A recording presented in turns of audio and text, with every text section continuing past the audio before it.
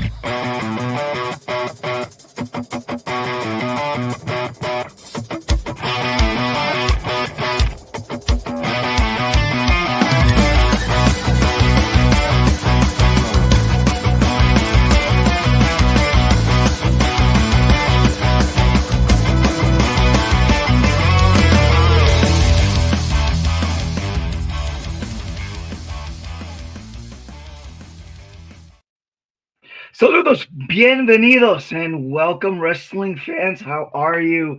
It is Los Lobos de Lucha, and we are here to go over the exciting last week's events, I should say, from CMLL, Consejo Mundial de Lucha Libre, el mejor lucha libre en el mundial. But I can't do this by myself. I have my partner, Papa Oso. Papa Oso, how you doing this fine day? I'm doing great. I'm ready to talk. Awesome. And then normally our tercero, El Jefe, Mikey is normally with us, but he is out camping today. So, so he won't be with us unless he all of a sudden jumps in, and is like hanging the camera from a tree or something like that. I don't know. I wouldn't put that past him. I wouldn't either. Just kidding. We love you, Mikey. So So it was an exciting week of CMLL action. We had a lot of title changes over the various shows. The one show which we will cover more in depth, I believe, on the 24th. But on Saturday, there was the CMLL and New Japan Pro Wrestling Fantastica Mania. USA, which took place in, I believe it was San Diego. And the one tidbit from that is that Willow Nightingale from AEW Ring of Honor, New Japan fame, is now your CMLL Women's Champion. So it's going to be exciting seeing when she comes in this past weekend. There was not an appearance by Willow. I'm going to make the assumption that coming up this week, she probably had to straighten some stuff, scheduling stuff out and whatnot, and then hopefully later this week we will see Willow Nightingale making her triumphant entrance into the arena in Mexico City. I mean, like, could you imagine that, Willow Nightingale and her music and her promo stuff hitting on those big jumbotrons they have in Mexico City? I will love it. I know. I love the music. I mean, it's when we were talking earlier about Mexico, the Mexico City shows they're so event like. I mean, it's so like almost like you're going to like a concert. Yeah. And blasting that out on the jumbotrons and the speakers to the house. I mean, the arena, or rather, not the house. It's such a theater person. The arena. I mean, I can only imagine that it's going to add to the electricity of the evenings. Oh, totally. Totally. I can't wait. I can't wait. But tonight for our Lucha 101. Again, this Lucha 101 that I give is more CMLL based, so hopefully it will help if you do want to jump in and watch some of the CMLL shows. It'll give you a little like reference point so you know what's going on. And so today's Lucha 101 is I'm going to be telling everyone about the Torneo La Leyenda de Plata, which is happening right now. So Torneo is Spanish for tournament. Loosely translated, this is the tournament for the silver. And this is a annual tournament which is held by which is held by CMLL. It's in honor of El Santo. El Santo is, I would like to call him your archetypical masked luchador. He is El Santo is the luchador that rose to great fame during the 50s, 60s, and 70s. His mask is iconic. It's that silver mask with a very simple, eye and mouth outline. He started in a lot of movies. He started in a lot of other media other than Lucha Libre. But he was the one. Dare I say he was the Hulk Hogan for CMLL, except without all the negative Hulk Hogan stuff. But it's so the Torneo La Leyenda de Plata, it's the most prestigious of the tournaments held by the CMLL. And the winner receives a plaque with a solid silver El Santo mask attached to it. So, this isn't just, this tournament isn't just like to placate anyone or anything like that. This is a serious tournament that that is important in the culture of CMLL. So the tournament actually started this past Friday, which was Friday the 12th. And the Viernes Spectacular that happened. I got the card right here, and we're just going to run it over really quick to get everyone caught up to speed. So our first match, we had a Relevo Australiano de una caída. So it's a one fall Australian rules match that pitted Vegas Espanto Jr. with Mije and Crixus. Those are your rudos against Valiante Jr., Jura, and Fuego. And the and your the Rudos end up with the win in this first match, where Zula tapped out and Valente Jr. Ended up getting pinned. Your second match was a Relevo Australiano, which was a best 2 out of 3. So Australian rules, best 2 out of 3 match, which pitted Defunto Zandokan Jr. with Perico Sakaes coming out with him, and Akuma versus Dark Panther, Hijo de Blue Panther, y Blue Panther Jr. Your first match, you had the Rudos victorious. Your second match, you had the Rudos disqualified because of violence against the ref, giving the Technicals a win. And then your third match, you had the Technicals coming up with a pinfall win as they pinned the captain, Akuma. Our next match saw Los Infernales. So you had Averno and Euphoria and Sobrano Jr. with Kemalito at his side against Valiante, Titan, and Esfinge. Also, Titan did bring out Arizona Cardinal Willie Hernandez out with him, so that was exciting. This match, you saw Euphoria and Esfinge. They continued their beef. So Euphoria, went straight to Esfinge's masks and just ripped it up. Your Rudos got the first pinfall where they pinned Titan and Viliante. And then your second, you got so the second, actually, there was some betrayal going on because earlier on in the match, Viliante was holding Euphoria outside of the ring, and Esfinge came out and attempted a tope, which is, in other words, he ran and jumped and tried to hit Euphoria. But Euphoria, he moved out of the way, and Esfinge ended up hitting Valiante. So later on in the match, Valiante came back into the ring, and he actually rang Esfinge's bell, and Esfinge fell, and Euphoria got the 1, 2, 3, and the Rudos got the second pinfall on that. So you had a little bit of betrayal from Valiante, which is actually going to continue playing into the weekend. Our next match, we had Ultimo Guerrero against Templario. It was the master versus the student match because Ultimo Guerrero was Templario's Lucha Libre instructor. This was a best 2 out of 3 match, and Templario picked up the first pinfall. Then Ultimo Guerrero for the second got the second win as he made Templario tap out. And then on the third windfall, you had Templario was able.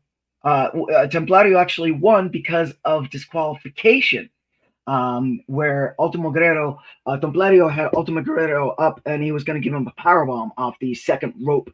And as they came down, Ultimo Guerrero pulled Templario's mask off, and the ref saw it, so that was a disqualification. However, we had another very dramatic turn of events in that Templario voiced his intention to leave the Rudos and become a technical. So that's going to be interesting. I tried to do a little research to see what all that entails, but couldn't. I really couldn't find anything. So hopefully I'll have more on that at a later date. And this brought us to the first phase of the Torneo La Leyenda de Plata. So there's 1, 2, three. There's four parts to this. The first is a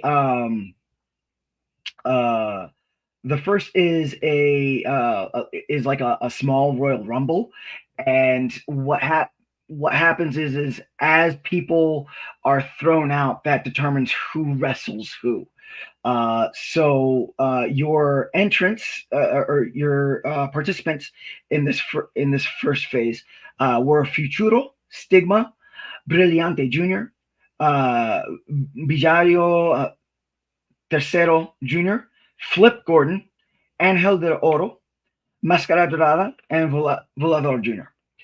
So Flip Gordon got tossed out first, followed by Futuro, then Brillante Jr., followed by Angel de Oro, Villano III Jr., and then that left Stigma and Máscara Dorada. So in round one, you had Flip Gordon versus Futuro, and Flip Gordon ends up with the win. You had Brillante Jr. versus Angel de Oro, and Angel de Oro came out with the win. You had Villano III Jr. against Volador Jr. Volador Jr. comes out with the win. And Máscara Dorada versus Stigma, and Máscara Dorada comes out with the win. So this brings us to the semifinal. Angel de Oro and Flip Gordon. Angel de Oro pins Flip Gordon. Volador Jr. against Máscara Dorada. Volador Jr. pins Máscara Dorada. And so this brings us to the final match, where you had Volador Jr. versus Angel de Oro, and Angel de Oro wins the first phase of the Torneo La Leyenda de Plata. The second phase starts this Friday, and what happens is, I believe there's 3 more phases, including this Friday.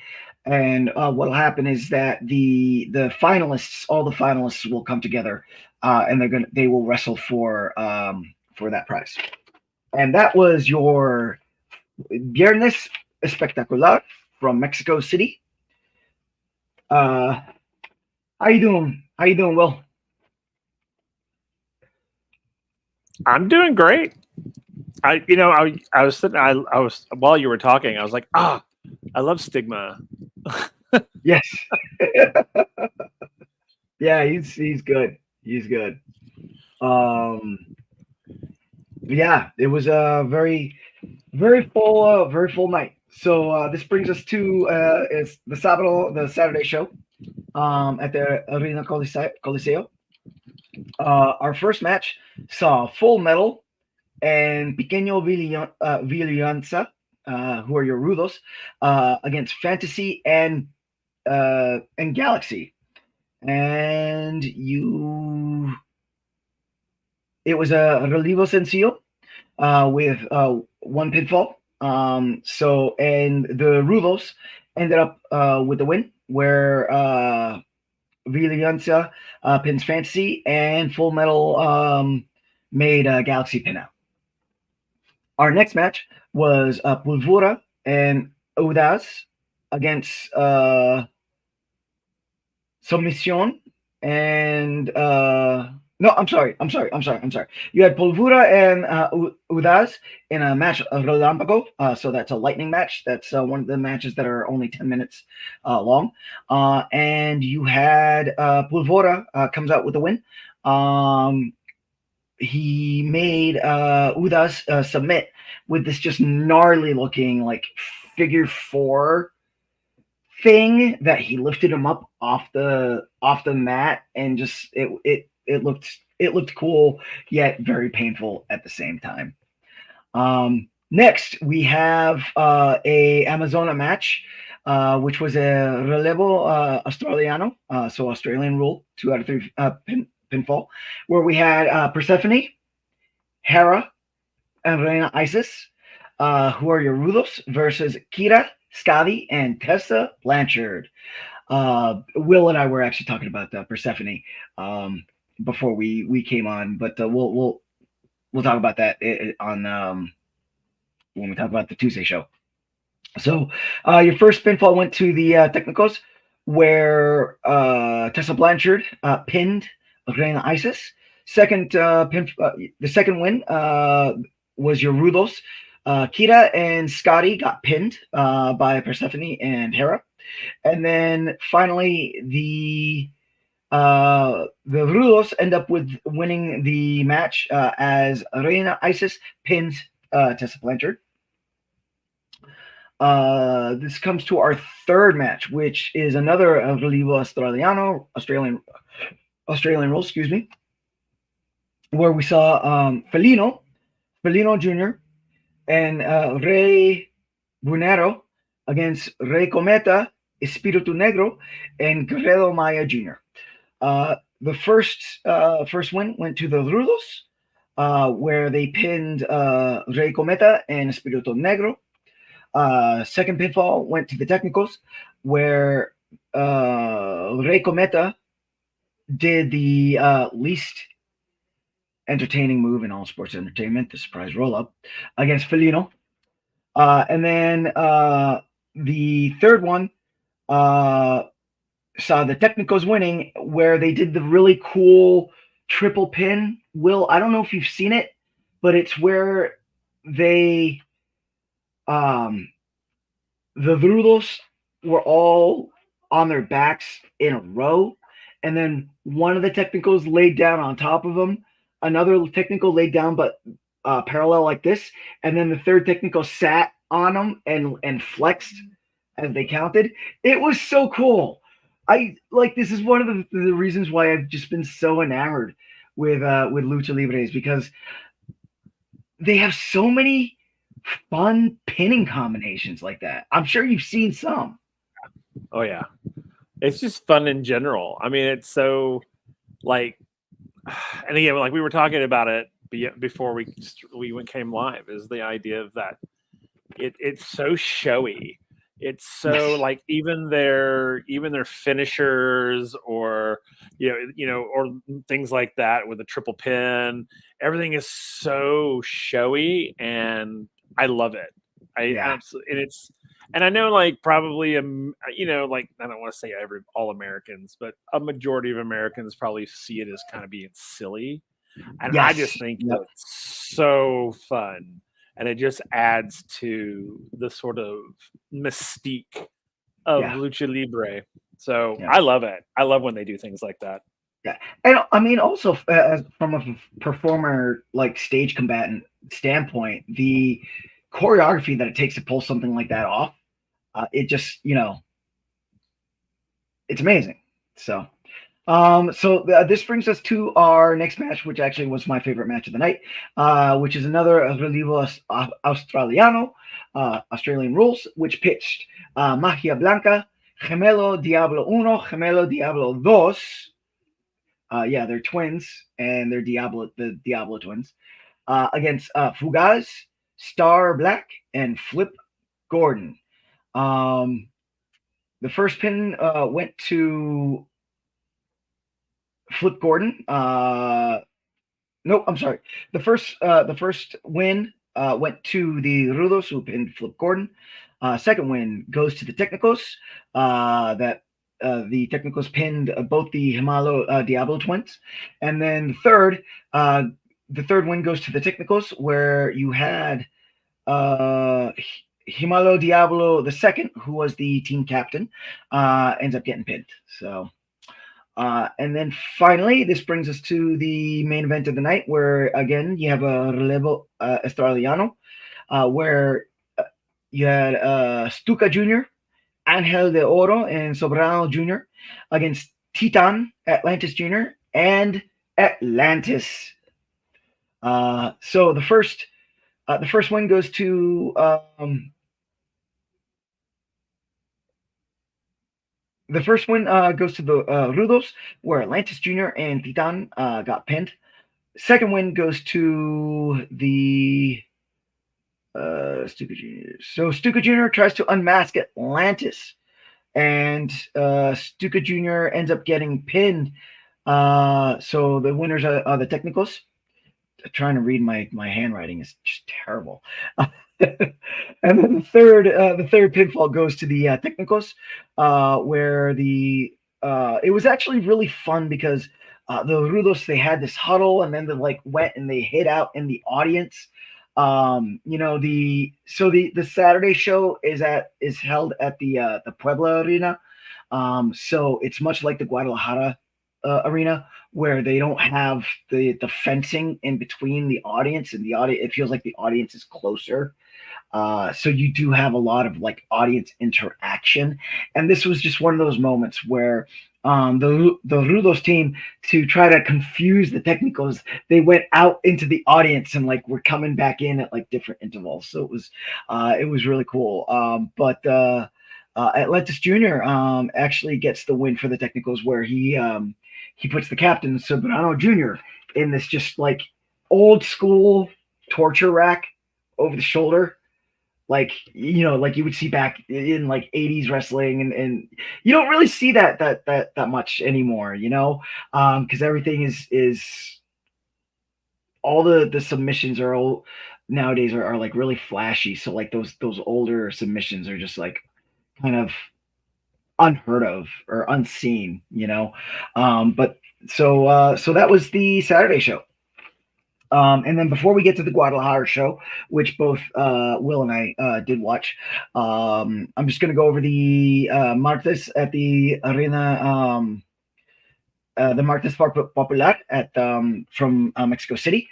Our first match was Caligua and Pequeño Magia in a relevo sencillo. I'm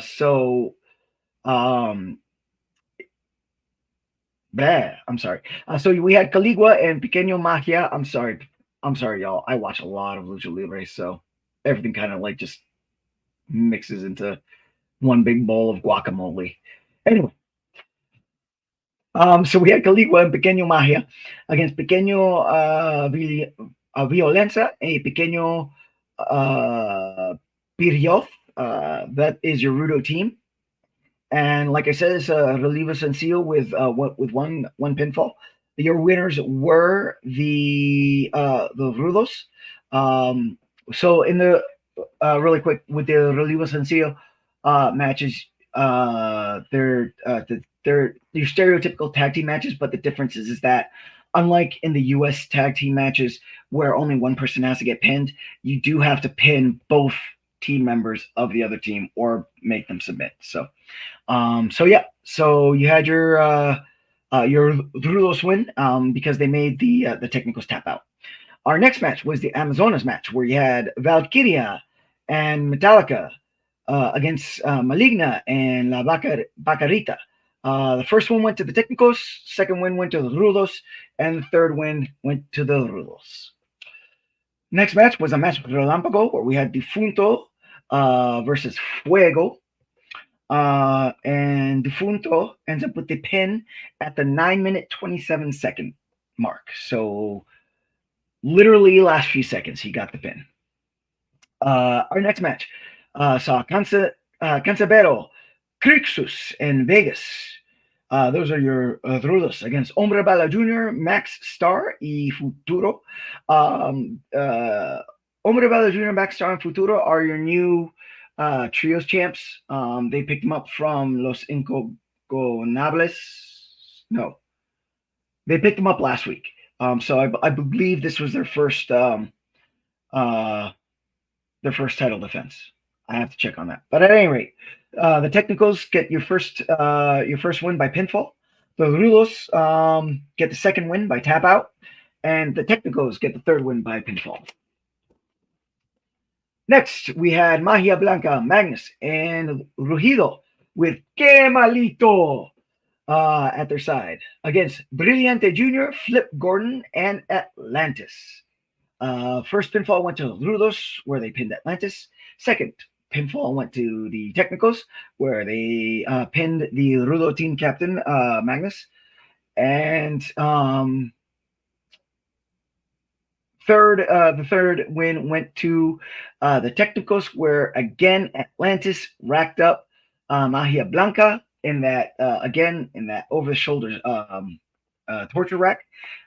So your technicals win that match. And then finally we had Neon Star Junior and Máscara Dorada. Those are your técnicos against Los Bárbaros, Bárbaro Carvenano, Terrible, and Dragon Rojo Jr. And the Technicals won, and this was a belt switch. So the Rudos, Los Bárbaros, they were the champions, the Campeonatos Mundial de Trios del CMLL, but they lost those belts to Neon, Star Junior, and Máscara Dorada. So those are your new other CMLL trio champs. The other thing that came from this is Barbario Carbonario did challenge Neon for the Rev Pro Cruiserweight Championship, which is coming up next week. And that was Tuesday at Mexico City. What's up, Will?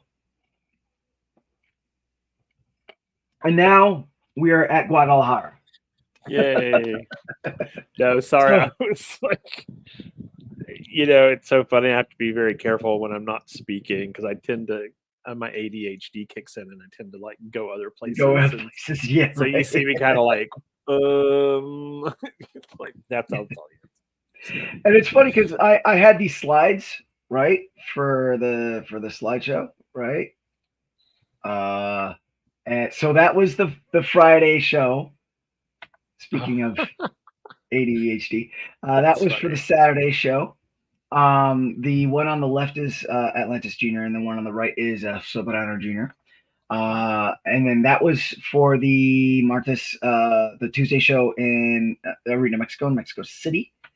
And now this brings us to the Guadalajara show. I really wish I got to see the Mexico City show. Yeah, I really do. I can't find it, and it drives me insane. That's it just drives me crazy. Yeah, we got to figure it out. I mean, yeah. Truth be told, like we were talking about in the text, the truth be told, the CMLL YouTube channel isn't the best. It really is not.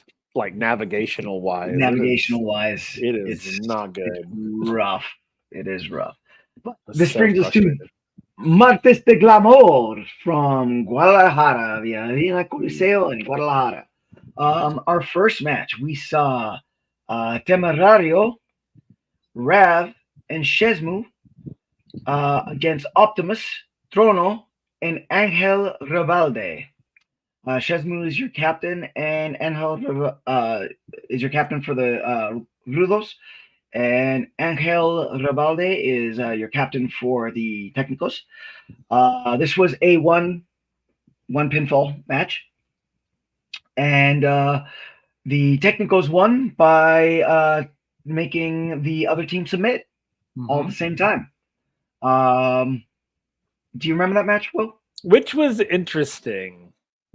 Because it was neat to see like a multiple submission.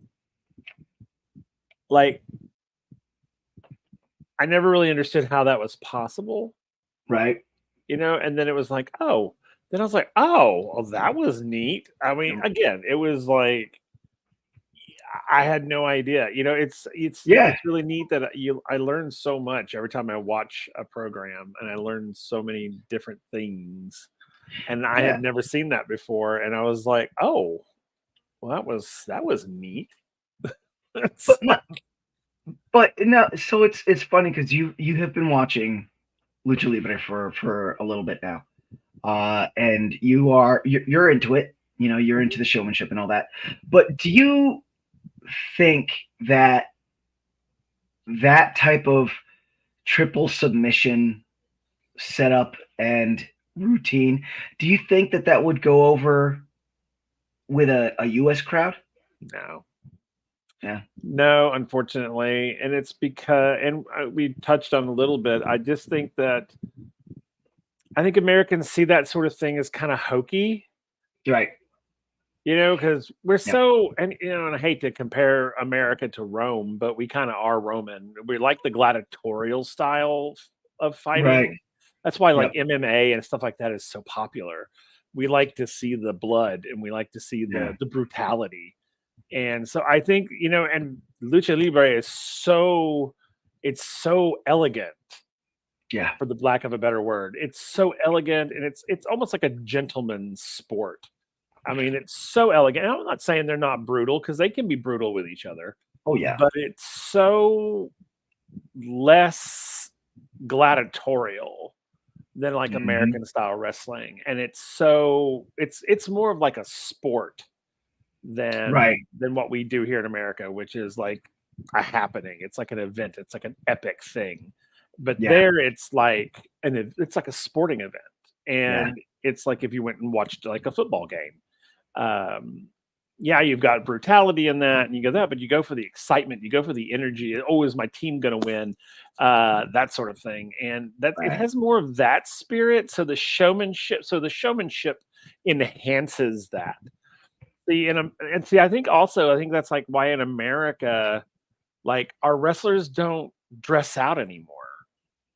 Right. I remember back in the day when wrestlers' outfits were just as outrageous as some of the luchador Yes. style ones were, and we have Yeah. toned all of that down and sort of focused more on the tearing each other apart aspect of wrestling than the showmanship of it. And I think that's one of the great things I like about Lucha Libre is that they don't sacrifice the showmanship.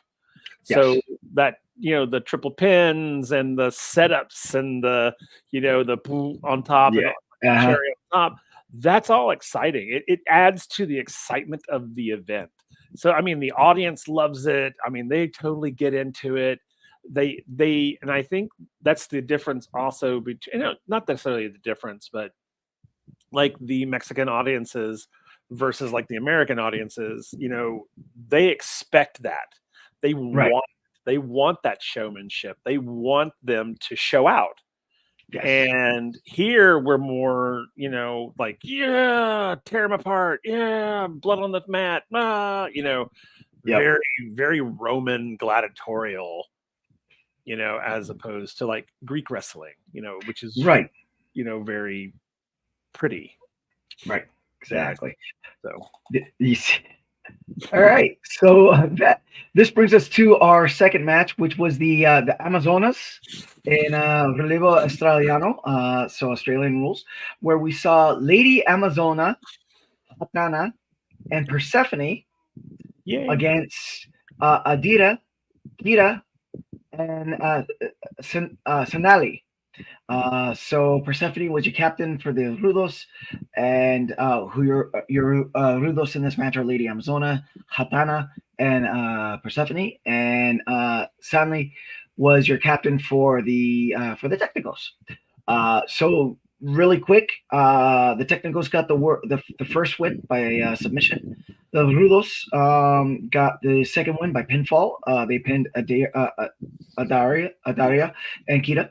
And then the third win came the Technicals, and the technical team ends up with the win. Will, what was your thoughts on this match? I love, and again, we talked about this off camera, but I could literally watch an entire evening of the women's wrestling in Lucha Libre because man. And again, and I know I've mentioned this and I've talked about this before, but the juxtaposition between women's wrestling and men's wrestling in the Lucha Libre world is so insane. Yeah, I was kind of joking, but not really earlier when we were offline about how if I had known nothing about like Mexican culture, Latin culture, I would think, and it's probably true that it's like a matriarchal society, like the women run things. And I mean, I know my best friend was Latin and his mom was very much in charge. But it is so neat because the women are so brutal with each other. I mean, the style and techniques are completely different than from the men's wrestling. I mean, the women were like wrapping legs around poles. They were like tearing each other up. And, and then of course the men are just so stylized and so beautiful and acrobatic and, they're flying through the air. It's like watching like gymnasts. And Yes. then the women get in, and and I'm the whole Amazona. Yeah, I mean, it was like they were fighting each other like Amazonians. Yeah. I was just like, wow.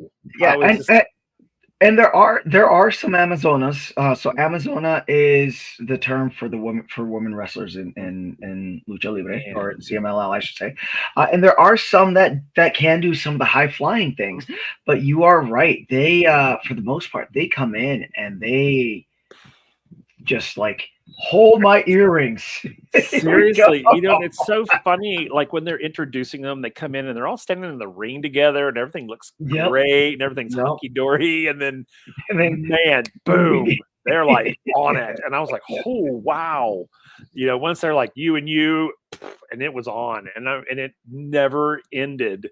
It was just go, go, go, go, go, bam, down. We had the submission. Then it was like, okay, we're regathered. Bam, bam, bam, bam. It's just like, wow. I mean, and Persephone, man,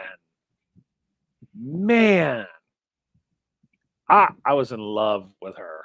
I was just like, she was just on fire.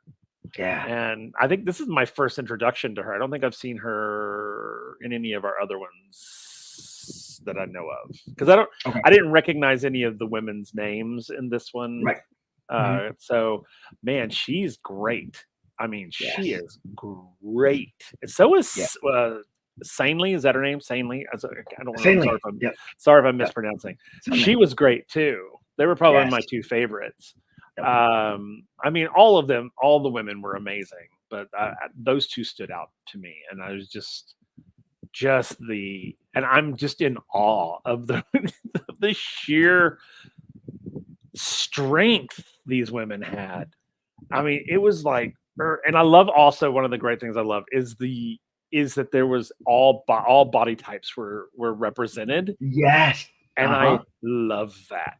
I love that our larger women are out there and they are busting it.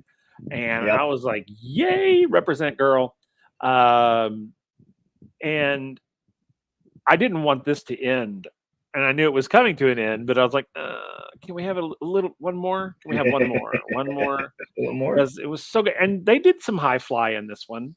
They did. So, I mean, they do the high flying and the things of that. And it was so good. I could watch a whole evening of women.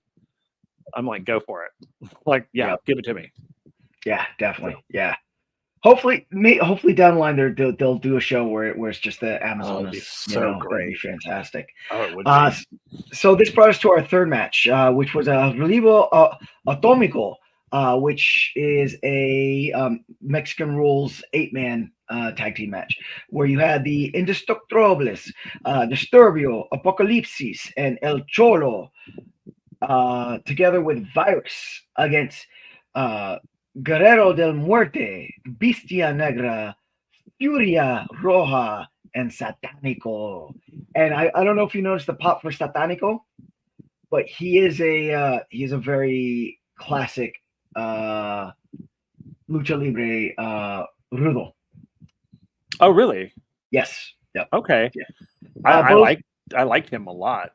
Yeah, both Virus and Satanico are okay, I kind of got that from Virus. Yeah. I kind of with the crowd reaction, I kind of got that. With Satanico, I wasn't really sure, but that's cool to know. That's cool. Yeah. He actually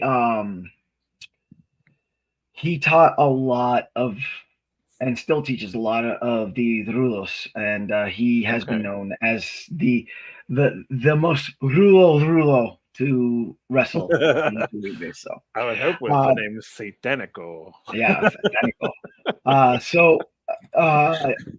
So your first Chihuahua. All right. So this is also a little bit of a preview of the upcoming Guadalajara versus Mexico City match, where they're going to have arena versus arena. So this is a little bit of a flavoring, a sample of what we're gonna get. Okay. So we had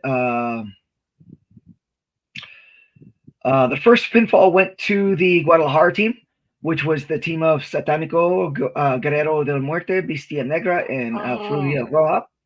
Oh, I see. And So the one team was Guadalajara, one team was Mexico. Oh, I didn't Yep. know that. Yep, I and didn't know that. Yep, and both teams were Rudos. So yeah. Oh, I figured that's what it was. I was like, Yep. are they all like? I was like, wait, maybe I'm. Yep. I'm working it. I'm getting there. I'm getting where I'm getting where I can identify them. Yep. So the first win went to the Guadalajara team, and then the second and third wins went to the Mexico City team. Although the third win was a little bit suspect because the ref kind of did the 1, 2. Yeah, did the pause. And Satánico did call the ref out on that and really got in the ref's face about it too. He did. Which was kind of fun to see. I enjoy that in Lucha Libre the refs are as much part of the show as the luchadors. But and they the don't refs just are a little shady sometimes. And they are a little shady sometimes, yes. But the refs also will give it back to the luchadors, you know. So I love it. That's another thing I love, because in American wrestling, the ref is literally just sort of, let me count you out. They're not really that interactive, and I do love that the refs here are like a whole nother character. Yeah. And they are sus sometimes. They are super sus sometimes. Yeah. So I was like, wait a minute. Yeah, I was at the end of that match. I was very much like, come on, ref. What? Yeah, I have to finish my research, but apparently the luchador refs tend to lean to the side of the rudos. Really? Yeah. That's interesting. Yeah. That's very interesting. I've been collecting notes about that so that I can do a Lucha 101 about that. But that's cool. Again, there's so much different things that I gotta wade through. But the one thing the one unifying trend is that the refs do tend to lean towards the rudos. Yeah. Wow, that's neat. That's interesting, actually. Yeah. Wow. Okay. And then our next match, we had El Gallero versus Star Black. These two guys, let me tell you, they went after each other's masks. They did. And just as a refresher, it is illegal to remove the opponent's mask unless it's a for mask at a match. It is not illegal to rip the mask or untie it or whatnot. As a matter of fact, a lot of luchadors, they do use that as a tactic to get in the heads of their opponents. Yeah. So, and we saw this from both El Gallero, who was your Rudo for this match, and Star Black, where they kept messing with each other's masks, and then at the end, Star Black won, but you had this really cool thing where the ref had turned around and they switched each other's masks because the masks were all untied and like ripped up and whatnot. So they ended up switching masks, which was a lot of fun. But like I said, Star Black does end up with the victory. Our next match, which is a relevo sencillo, saw Hijo de Villano the third against Villano third Jr. I'm sorry, Hijo del Villano third and Villano third Jr. against the Bucaneros, Barbosa and Zandokan Jr. And this was the match where this is one of the matches where they were going into the crowd a lot. Yes. They were going in the crowd a lot. Yes, they were. I love that. Yeah. Yeah. Actually, I think this is the one where it was the one where Villano the third junior had Zandokan all the way up in the stands, and there was an empty seat, and he started ramming Zandokan's head into the seat. Yes. And the lady that was in the front, she's like, she like jumped out of the way, She's like, oh my god, yeah. I don't Oh want my to gosh, be I know. That's why I was saying earlier. I think he was in either the first match or the third match. It was one of the men's matches at the beginning, and I want to say it was the first. And I don't remember who it was, but one was down on the floor, and the other one launched themselves into that person, and they literally like slammed into the front row. Yeah. And there was a lady there with her drinks in her hand, kind of going, trying to get out of the way. It was so fun. And that's when I was like, God, I would love to be there in person. That just seems like it would be so much fun. Just, I know. Sweaty wrestlers all over you, drinks everywhere. It's just, but this match, they were really using the audience. Yeah. So the first win went to the Bucaneros. The second win went to the Villanos. And the third win goes to the Bucaneros, where they pinned both the Villanos. So the Bucaneros end up as your winner. And this brings us to the main event, where we saw Hechicero coming back from his U.S. stint, let's say. Soberano Jr. and Euphoria against Valiante, Esfinge, and Atlantis Jr. So the first round, Valiante ends up tapping out, and the Technicals just got wrecked by the Rudos. So your Rudos were Hechicero, Soberano Jr., and Euphoria. And Soberano Jr., he's my favorite, dare I say, he's my favorite Rudo and heel all time in wrestling. Just like with his mask and like those flame tears and just his attitude and his look, and just the way he carries himself. It's just like he's such a good bad guy. And then Euphoria and Hechicero are both big guys in this, and they just brutalized the Technicals in that first match. I felt so bad for them. Yeah. So then in the second round, things started to fall apart for the Rudos because Hechicero and Euphoria started to beef a little bit. Yeah. Which left Soberano Jr. kind of out there, and Atlantis Jr. got Soberano Jr.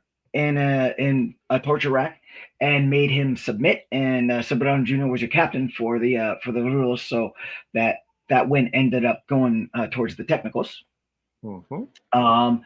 And then kind of like what happened on Friday, rears its ugly head again, except in reverse, because you had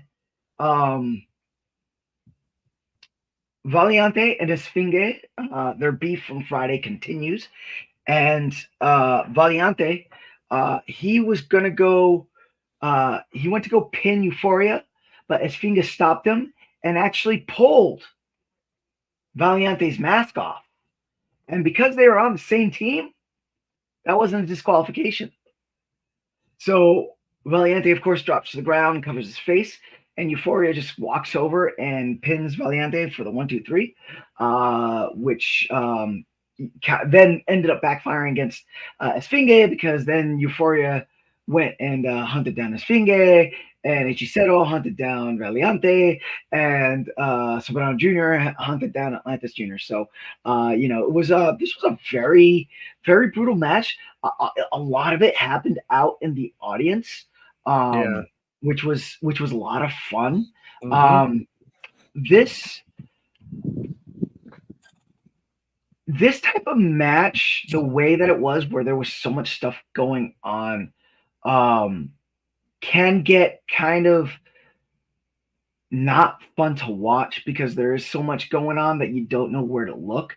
you know, like this happens on AEW often, where they have like trios and multi-person matches, where you just kind of like lose where the hell you're supposed to watch. But I thought that the production team did a good job kind of keeping the main stuff on camera and like cutting to like the other stuff that was going on, which kind of brings me to the last bit of discussion about the Guadalajara show, and let's talk about production value there, Will, and what we were talking about earlier on.